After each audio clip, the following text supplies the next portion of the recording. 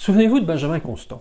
Benjamin Constant, c'est le philosophe qui reprochait à Kant l'absurdité de son devoir de dire la vérité en toutes circonstances. Il prenait l'exemple d'un assassin qui viendrait frapper à votre porte et vous demanderait où se situerait sa victime. Bon, ce serait absurde d'être obligé de lui dire la vérité et ainsi de participer à être complice en quelque sorte d'un assassinat.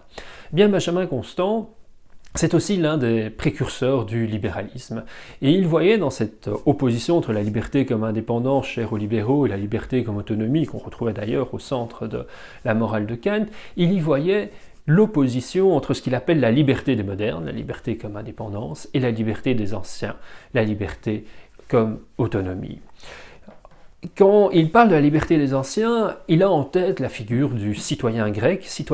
qui était l'homme libre parce qu'il avait la capacité de se consacrer aux affaires publiques, aux affaires de l'esprit, démontrant par là qu'il était au-dessus, qu'il était libéré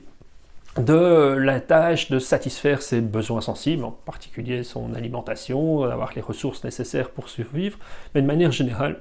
d'être affranchi des contraintes liées à la sphère économique, à la sphère privée.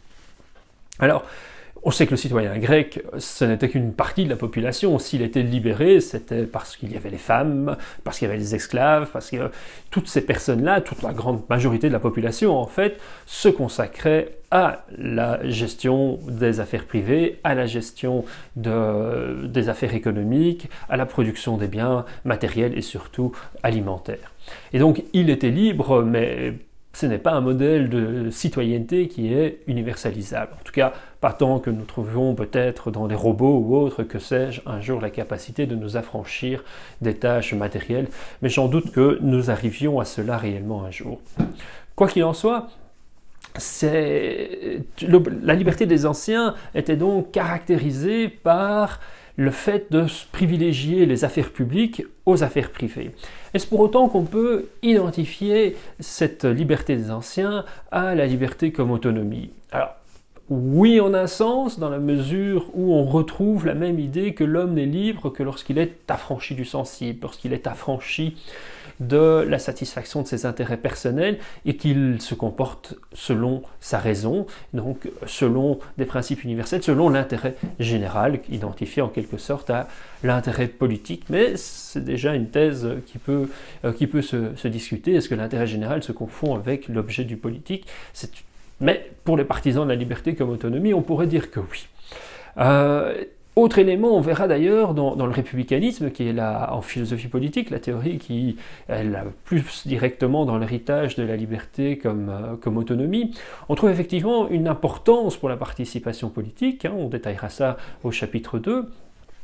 dans la mesure où sans une participation politique importante, le contrôle sur l'État, le contrôle sur les personnes qui exercent le pouvoir paraît fortement discutable. Donc la nécessité de contrôler les personnes au pouvoir implique un investissement des citoyens. Donc dans cette dimension-là, on retrouve effectivement une approche, une similitude entre la liberté des anciens et la liberté comme autonomie. Même si, on le verra, la participation politique est davantage instrumentale, donc un instrument pour s'assurer que le régime politique reste conforme à l'intérêt des citoyens, plutôt que réellement la manière de mener une vie bonne. En fait, rien dans la conception de la liberté comme autonomie n'implique de consacrer, d'identifier la vie bonne à l'engagement politique. En ce sens-là, il y a bien une distinction avec la liberté des anciens telle que Constant l'a décrit. Mais néanmoins, oui, il y a dans la liberté comme autonomie cette exigence de penser l'universel, de penser l'intérêt commun. Alors si on a vraiment donc une responsabilité sociétale, et si on a alors une conception extrêmement large de ce qui signifie l'engagement politique, simplement dans le fait de penser au bien commun plutôt que de penser à la satisfaction de son intérêt personnel, alors seulement on peut faire le lien. Mais c'est bien davantage, on le verra une fois encore au chapitre 2, pour moi une tension entre deux interprétations différentes du processus moderne de rationalisation, donc de la confiance moderne dans la raison, de ce qu'implique cette confiance moderne. C'est un débat pour moi davantage interne à la modernité qu'un réel débat entre la liberté des anciens et la liberté des modernes. En présentant en fait la liberté comme indépendance comme étant la seule conception formellement moderne de la liberté, Constant, et c'est un exercice rhétorique classique, Constant renvoie à un autre monde, aux anciens, à une vision dépassée, son adversaire philosophique, les partisans de la liberté comme autonomie, essayent donc de se présenter comme ayant le monopole de la modernité et de ses promesses. Mais ce faisant cela, il a une conception vraiment assez réduite de ce qu'est la liberté des modernes, qu'il identifie donc à cette liberté comme une indépendance qu'on pourrait caractériser à partir d'un certain nombre d'éléments. L'idée que l'individu préexiste ontologiquement l'État, c'est-à-dire qu'il y a d'abord des individus et que l'État n'arrive que de manière subsidiaire, secondaire,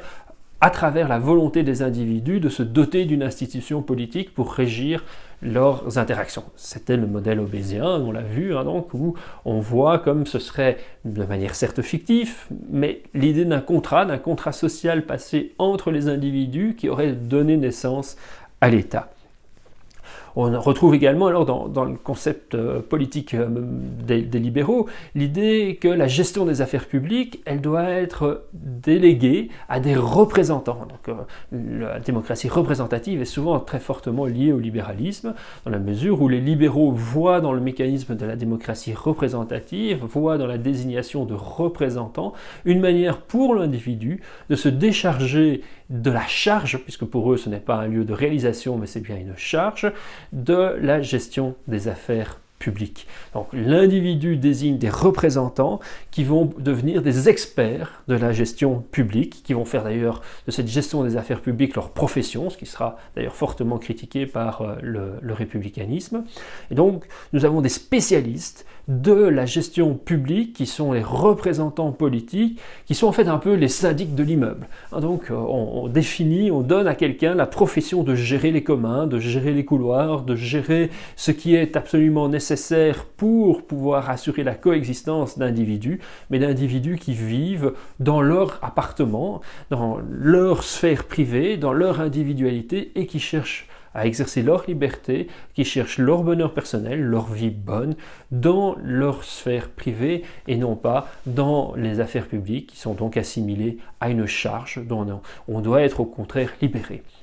On voit comme les deux modèles s'inversent complètement. Là où le citoyen, dans le modèle grec, le modèle des anciens, le citoyen est libre lorsqu'il est affranchi des contraintes biologiques, des contraintes naturelles, des contraintes liées à son animalité, à sa sensibilité.